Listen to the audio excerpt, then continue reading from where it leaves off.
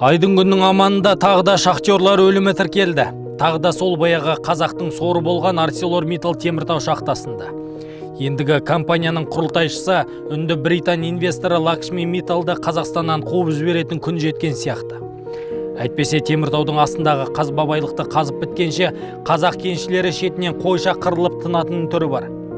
ArcelorMittal Теміртау деп аталатын компания құрылған 1995 жылдан бері шахтада адам шығыны болған 11 ірі апат тіркеліпті. Қаза болғандар саны биылғы екі оқиғаны қосқанда 160-тан асып отыр. Яғни Mittal мен біздің биліктегі кей тұлғалардың қалтасының қампайы үшін дәл осынша жан шейіт болған. Көрген дұрыс, көрермені, сізге бұл материалды көрген дұрыс. Талдауларымызды қадағалап отыру үшін арнамызға қосылуды ұмытпаңыз. Я от своего имени, от имени правительства выражаю соболезнования. Это трагедия, я все понимаю. Сонымен бұл жолғы апат қазанның 27-сінен 28-іне қараған түні тіркелді.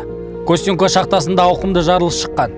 ArcelorMittal Теміртау директоры міндетін атқарушы Виктор Гафиоловтың айтуынша апат болған сәтте жер астында 252 адам жұмыс істеп жүріпті.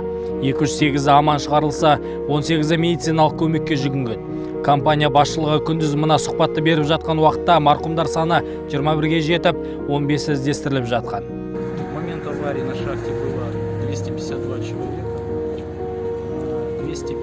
206 человек поднялись на поверхность, 44 человека остаются в шахте,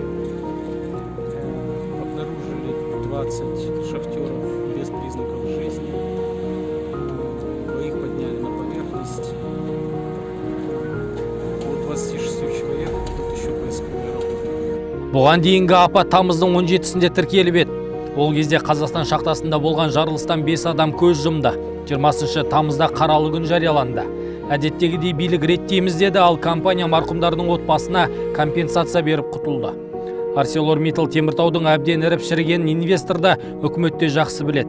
Бірақ осынша жыл оған көз жұма келгенін кешіру мүмкін емес. Әрине, бұл жолғы Костенко шахтасындағы 21 адамның қазасы ArcelorMittal Теміртаудың ұлттық қазына емес, ұлттық трагедия екенін көрсетіп берді. Себебі біз Lakshmi Mittal дейтін қайдағы бір шетелдік миллиардерге қазақ жерінен шыққан байлықты сорғызып қана қоймай, қарапайым еңбек адамдардың шетінен өлім қышуына жол бердік. Оған дәлел ArcelorMittal Теміртау компаниясы ашылғаннан бері, яғни 1995 жылдан бастап есептегенде 11 мәрте шахтада ірі апаттың тіркелуі.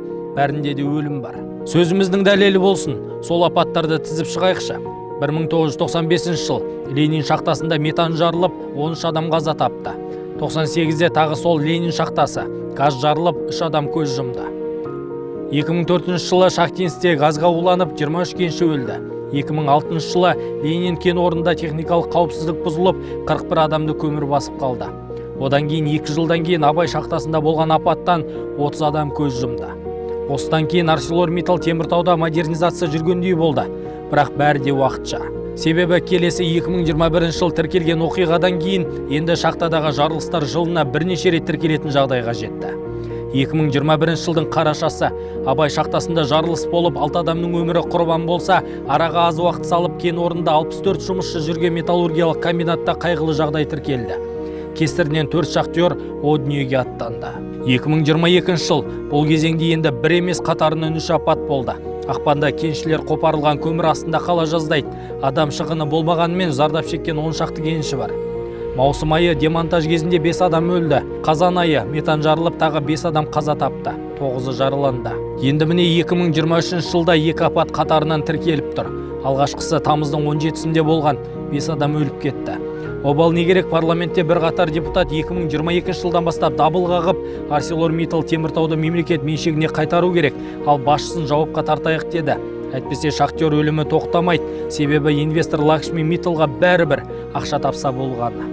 Считаем, что до завершения расследования произошедшей аварии топ-менеджмент компании должен оставаться под подпиской о невыезде и нести всю полноту ответственности. Хватит уже перекладывать вину на рядовых менеджеров и рабочих. Правительству пора начать серьезно заниматься вопросом смены собственников в случае дальнейшего демонстративного нежелания ArcelorMittal уважать наши законы и выполнять взятые обязательства. Бірақ үкімет комиссия құрып, бәрін алдымен тексеріп алайық деп бейқамдық танытқаны есте ғой. Енді міне Юрий Жулин компания басшысының жауап беруін талап етейік деп айтқанына тура 1 жыл өтіпті. Сол уақыттан бері қатарынан 2 апат тіркеліп үлгерді. Топ менеджерінің бірі Биджу Найыр елден қашып кетті. Бәлкім біздегі лоббистер әдейі қашырып жіберді ме, кім білсін. Үкіметтен қайыр болмаған соң бүгін Қарағандыдағы апат орнына президенттің өзі барып марқұмдардың отбасына көңіл айтты. Я от своего имени, от имени правительства выражаю соболезнования. Это трагедия, я все понимаю. Поэтому специально прибыл сюда. Будем принимать меры, в том числе оказание помощи семьям пострадавших. Задача стоит таким образом, чтобы оказать всемирную помощь по линии правительства, по линии акимата, по линии благотворительных обществ, чтобы семьи пострадавших, тем более погибших, ни в чем не нуждались. Сонымен президент ArcelorMittal компаниясын мемлекет меншігіне қайтарып, қайырсыз инвестор Лакшми Митталмен келісім шартты бұзуды бұйырды. Завтра будет объявлен день траура по всей стране. И, конечно же, мы все вместе будем скорбить. Но самое главное, будем принимать меры. Я дал поручение прекратить сотрудничество с инвестиционной компанией ArcelorMittal. Всякие компании мы видали, хорошие, не очень хорошие. Но данная компания оказалась самой худшей в нашей истории с точки зрения сотрудничества с правительством и с предприятием. Ең сорлы инвесторды елден қуған президент ArcelorMittal Теміртауға өзімізден жаңа басшыны да тағайындап жіберді. Теперь нам надо подумать о том, чтобы принять меры по самому предприятию. Есть такой гражданин, вы его знаете, Басин Владимир Борисович. Он когда-то работал на ArcelorMittal, потом мы его перевели заместителем акима области. Я ему поручаю вернуться и возглавить данное предприятие, взять под управление. Енді 160-тан астам кеншінің қанымен бизнес жасаған ArcelorMittal Теміртаудың тарихына қысқаша тоқталсақ. Тау-кен өндірісінің драйвері болады деген компания 1995 жылы ашылған. Құрылтайшысы үнді британдық миллиардер Лакшми Миттал. Бейресми ақпарға қарағанда, Миттал Қарағанды металлургия комбинатты алу үшін сол кездегі президент Назарбаевқа $50 миллион санап беріпті. Сөйтіп, Испат Кармет компаниясы ArcelorMittalға айналған. Кәсіпорынның құны ол үшін небәрі $225 миллион шығып, 4 жылға бөліп төлеу мүмкіндігімен алған. Господин Миттал в Казахстане появился благодаря Машкевичу. Нас выгнали из Кармет-комбината с Мухтаром Джакишевым, вместе с австрийской компанией Фюсальпина. Потом ничего не смог там сделать, реально не хотел делать. Компания Nordex Лучанского вместе якобы с US Steel X Engineering, это вообще подставная компания, помещение у них одна комната была, да? И начались поиски, видно, кто сможет Кармет-комбинат взять в управление, потом приватизировать, потому что на носу была зима. А зима для таких гигантов это катастрофа, если не подготовиться к зиме. Вот. И появляется господин Миттал в Казахстане. Уже тогда была информация, что он с Машкевичем приехал, Машкевич его презентовал. И потом год 98-й прилетает из Англии BBC, телекомпания, связываются со мной и говорят: вы управляли Кармет-комбинатом 2 недели, мы знаем, что вас оттуда выгнали, по какой причине, и сказали интересную вещь.